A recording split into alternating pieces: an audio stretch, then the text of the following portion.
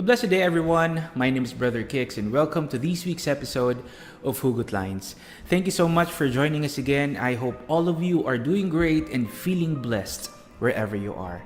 Now, for this week's episode of HUGOT Lines, very timely na naman yung pag-uusapan natin today because a lot of people find it difficult to achieve this very important trait or characteristic that should be seen in all areas of our lives. For today's episode, we will talk about consistency. And our hugot line for today is, paano ba maging consistent? Paano nga ba maging consistent? Or some people would say, sana all constant. Now, let me ask you this. Do you consider yourself a consistent person? Do you consider consistency important, lalo na sa buhay mo? Do you require yourself to be consistent? The truth is, being consistent can be challenging. Mahirap maging consistent lalo na sa panahon natin ngayon. Nowadays, everything seems to be shifting and changing so fast. Kung ano yung bago, kung ano yung sikat, kung ano yung uso, lahat yan ang bilis magbago and maiba. That's why it is said that the only thing constant or consistent in life is change. But the truth is, in every aspect of life, consistency or being consistent is very much important. Regardless kung ano ang gusto mong gawin, regardless kung ano yung target goal mo, the important thing is you must be consistent all the time. A lot of businesses failed. A lot of marriages end up in separation. A lot of weight loss programs didn't work. A lot of dreams and aspirations did not happen or materialize. You know why? Because all of them lack consistency. Walang consistency.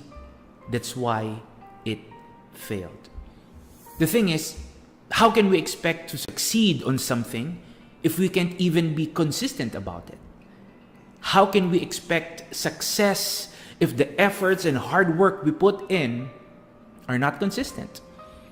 In fact, all our efforts and hard work will be useless and worthless kung hindi tayo magiging consistent.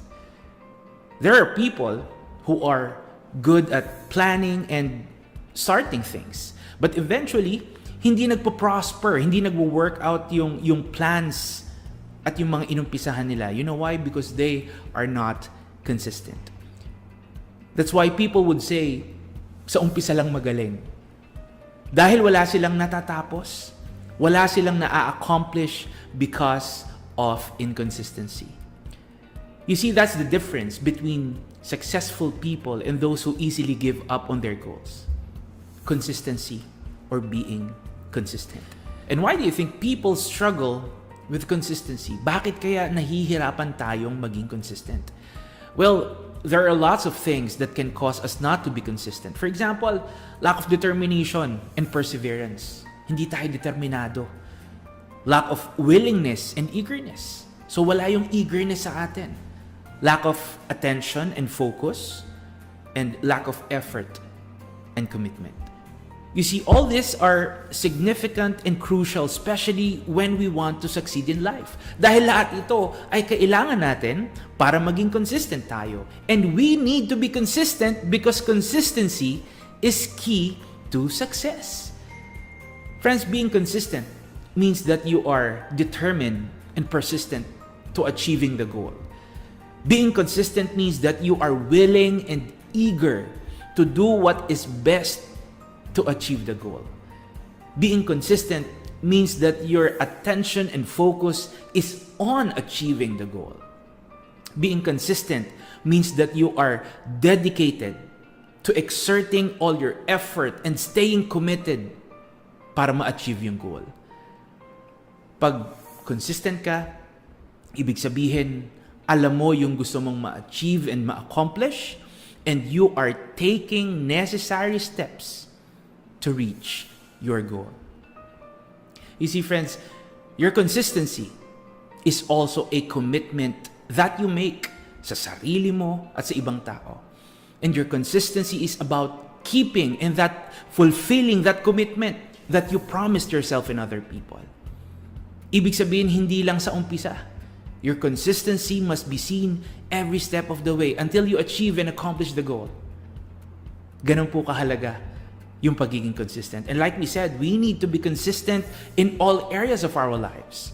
In our home, sa family, sa relationship, sa business, sa work, sa studies, sa health. Lahat yan, kailangan natin maging consistent for us to succeed. Now, speaking of consistency, I would like to share with you 1 Corinthians 15, verse 58. It says, "Therefore, my dear brothers and sisters, be steadfast, immovable, always excelling in Yahweh's work, because you know that your labor in Yahweh is not in vain." Hallelujah. We said that for us to succeed, being consistent is very important. We need consistency in all aspects of our life. And that includes our faith and our relationship with our Almighty Father, Yahweh. And the passage is telling us that there is work to be done. Meron po tayong kailangan gawin para sa ating Amang Yahweh. And we need to be steadfast. We need to be immovable as we do Yahweh's work. And you know what, friends? The only way we can do this effectively is by being consistent and by doing Yahweh's work consistently. Hallelujah. Remember, friends, success is not just about the end result. Success is about all the hard work, the amount of effort, and the commitment you put in and day out. And like we said, always do things with determination, with eagerness, and most of all, with consistency.